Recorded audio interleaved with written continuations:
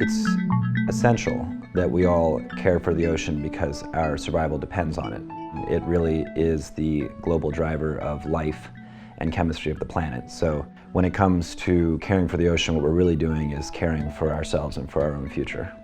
My name is Brett Garling, and I do communications for Mission Blue. The mission of Mission Blue is to ignite public support for marine protected areas around the world. At this specific point in time, there's a lot of different negative impacts that humans are having on the ocean that are all intersecting and amplifying each other. One of the largest is what we're taking out of the ocean. The ocean has been overfished. You can pick and choose your statistics, but the vast majority of life, especially life at the upper end of the food chain, has been removed from the ocean. And it doesn't take an ecologist to conclude that this is going to have detrimental effects on population levels. Another negative impact has to do with climate change. By putting so much carbon into the atmosphere, carbon is dissolving into the ocean, increasing the levels of carbonic acid and acidifying the oceans, which weakens the shell structure of certain marine animals, and all indicators point to the fact that it's going to disrupt the ecosystem and already has started to. Another issue is the ocean temperature. Because the temperature of the planet is rising, the temperature of the ocean is rising, and when the temperature of the ocean rises, that has impacts once again on marine ecosystems, forced migrations of fish, and is changing the chemistry of the ocean, which now is becoming destabilized. Part of climate change also is, of course, the melting of ice and the rising of sea levels.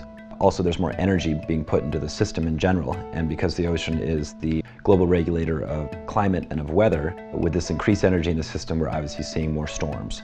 Another negative impact that humans are having on the ocean is really what we're putting into it. And so that can take the obvious form of trash that's being dumped from ships in the middle of the ocean legally, to microplastics that might be in your face wash. And there's tons and tons and tons of plastic that's ending up in the ocean, all the way from pole to pole. And it's really permeating the whole system. If you think, these are all impacts that have been really amplifying in the last half century in an ocean that's been here for billions of years. And now that it's being destabilized, it's putting a big question mark over our future capacity to be sustained on this planet.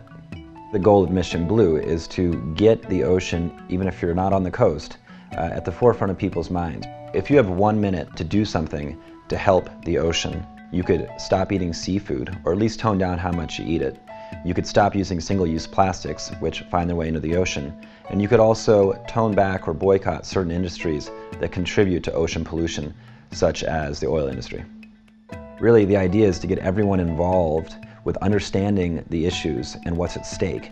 And only through understanding the issues can we actually begin to care, and through caring we can start to do something about them.